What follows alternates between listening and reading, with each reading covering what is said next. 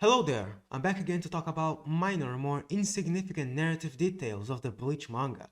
However, I will stop trying to cover every detail because there's a lot of stuff that's like very minor and irrelevant to this arc, but that pays off bigly in Arrancar and Thousand Year Blood War. So I'm going to keep those plot points for those videos. This is going to be focused on mostly things that pay off in the Soul Society arc itself, though there are some things I have to mention regardless. Anyway, let's get right to it. Right at the start, one of the first things that happen is the establishment of the Kyoto in Enkototsu, with Yoruichi specifically saying it only comes around once every 7 years, which would be an absurd detail if we later didn't also find out about the time warping properties of that dimension, which of course will later become a major plot point at the climax of the Arrancar saga. This is pointed out in the manga itself, of course, but as soon as they arrive, the borders of the Serete, a huge circular wall all around it drops from the sky, seemingly out of nowhere. And aside from the compelling visual, this is also set up that there is something up there, something that might need walls for protecting. We will later learn that's where the royal palace is. Moving a bit forwards, Gin knows Ichigo's name, and at the time, you think Renji and Byakuya just reported it, and that's why he knows.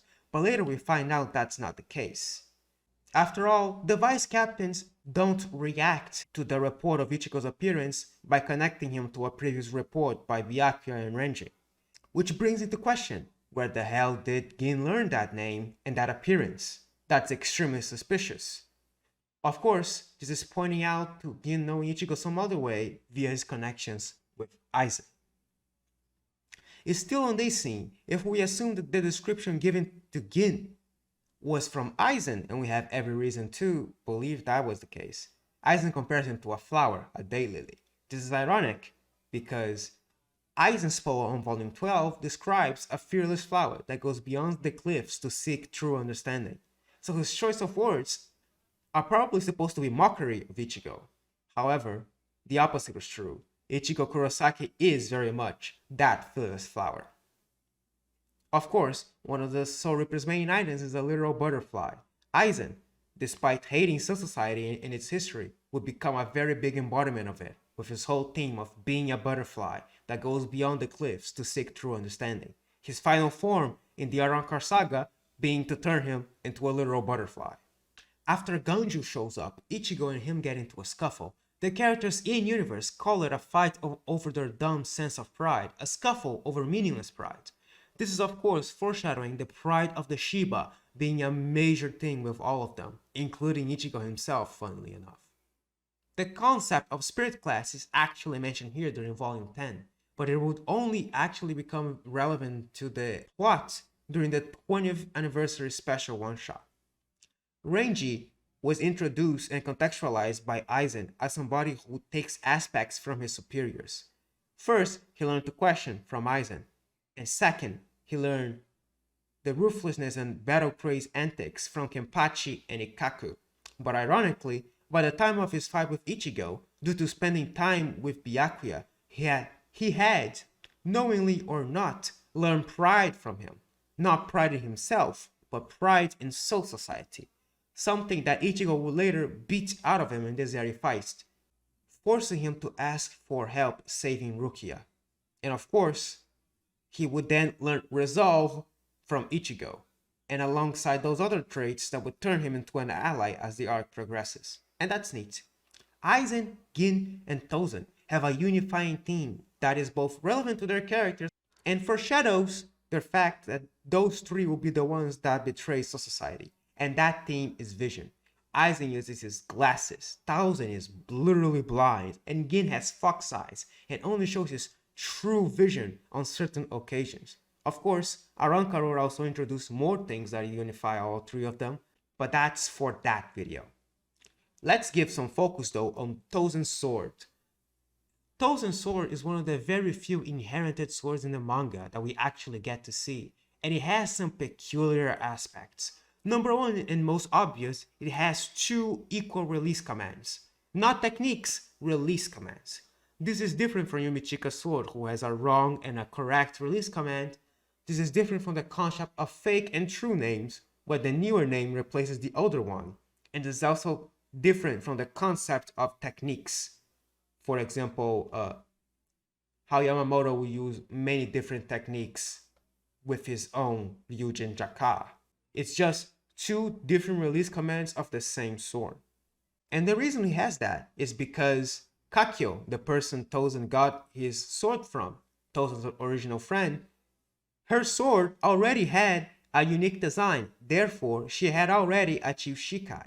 And by training with it, Tozen unlocked his own release alongside the release that already came from Kakyo's sword. So now he has two releases, which is a unique take on inheritance and on Zanpakuto as a system. Of course, having two releases would then pay off in a Rankar, because he would then have two paths to upgrade from. He would have his Bankai, which represents his original release, the release from Kakyo, which is about the stages of death and respecting death, the duties of a Soul Reaper, and his resurrection in a Rankar, which will be about the 9 aspects of death, but it will also be a complete inversion of his Bankai. And that's neat. That's a small little payoff about his unique sword. The negation that Trio uses to escape at the climax of Soul Society is natural to the Menos. However, Aizen will later weaponize that natural ability into the Kaija to Negation, which he gave to the Espada, showing another way which he would subdue the Arrancar and give them power. Another reason for why they didn't really care that he was basically using them. Now, there is one very big thing about this arc. Let's talk about one of the elephants in this room. Mayuri Kurotsuchi will be portrayed as very evil during the Soul Society.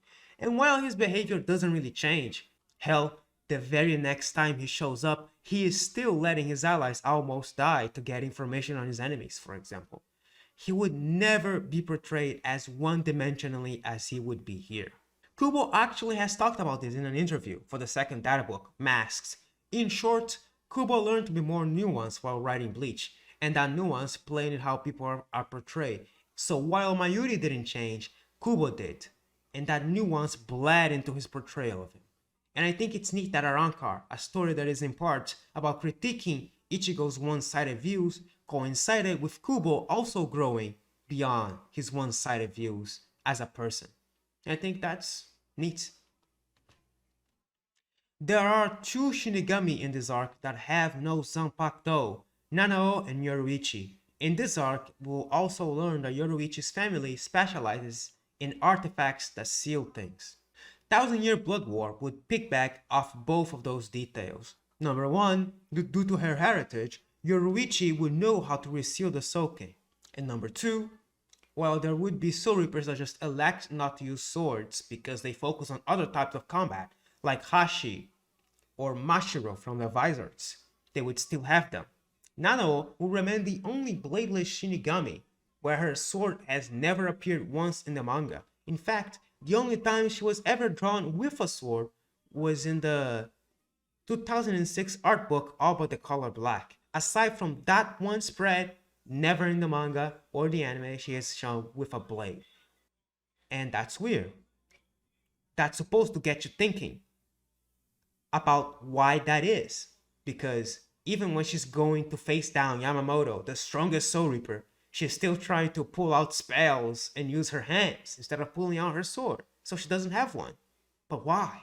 And of course, there is a reason for both of those things. And that reason is revealed in one of the final volumes of the manga.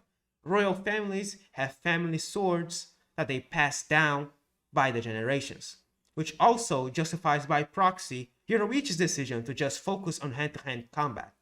And Nanao's situation was even more unique than that, as she was not even given an Asauchi, as opposed to the likes of Byakuya, who also have family Zanpakuto. Since we're on the topic of Nanao, let's talk about her captain, Kyoraku. Kyoraku is characterized as somebody who takes it easy despite being a captain and doesn't like to try hard. Hell, his first scene ends with him saying, "Hey, don't worry about it. It's all fun and games." Of course, his sword would reflect that attitude. Its ability is to turn a children's game into reality. And that's just a small line having a meaningful payoff. And that's exactly what this series is about. Of course, this was also pointed out by somebody in the comments of my first video, and that's also a nice catch. But there's more to it. but I'm going to talk about it in the next Arrancar video once we talk about Stark. Everybody who was even partially familiar with Kain compares him to Ichigo. First, of course, is Rukia, and then Byakuya, but when Ukitake comments on it, Byakuya takes great pains to tell him, both to Ukitake and to himself in a way, that he is not related to anybody they know. Later, when Ichigo goes Bankai, Byakuya makes a note about how absurd it is, how somebody that is not a noble got Bankai so quickly. All of this is, of course, very, very ironic in retrospect. Back to Ukitake though. Ukitake and Kyoraku are said to be the only two bladed Zanpakuto to ever exist. We will later find out that there are very good reasons for that. Ukitake had literally another son in him, and Kyoraku was carrying somebody else's blade alongside his own. Of course, if you think to all the Shikai in the series, you might also come off thinking that Hisagi is a double-bladed Zanpakuto, right? No. And there is actually a very good reason for why that one doesn't count, but I'll leave that again once we get to it in the Arrancar video. I talked about this before, but Zaraki and other Kenpachis have a theme of inheriting names. He gives the name Yachiro to his current vice captain because it was the name of the person he most admired. He then takes the name Zaraki from his very district, and of course the name Kenpachi from the title of Strongest Soul Reaper. Of course, all of this is because he's on a journey to fight himself, and show you how he literally doesn't have anything to hold on to. Not even his very name is a nice touch that, in my opinion, makes his eventual growth and discovery of his name much, much more powerful. And when Kenpachi asks Yachiro where she came from, she just grabs his sword. And that's, if you know, that's a pretty big payoff, you know? If you realize that, or if you reread the series, that becomes a very, very, very big one. A very big micro payoff. There are some loose threads here, and I'm sorry, but this series is not comprehensive. I'm not talking about every single detail that's meaningful or good in Bleach. Otherwise, I will be here literally all day, every day. That's a little bit too much. These are just my favorite picks out of each arc. You know, hopefully they are self-contained and don't require much further explanation. Still, I hope you enjoyed this video and accompany me once we get into Arrancar, which I'm probably going to have to split into multiple videos because it's 28 volumes. That's a little much. Anyway, see you next time. Like and subscribe. Thank you very much.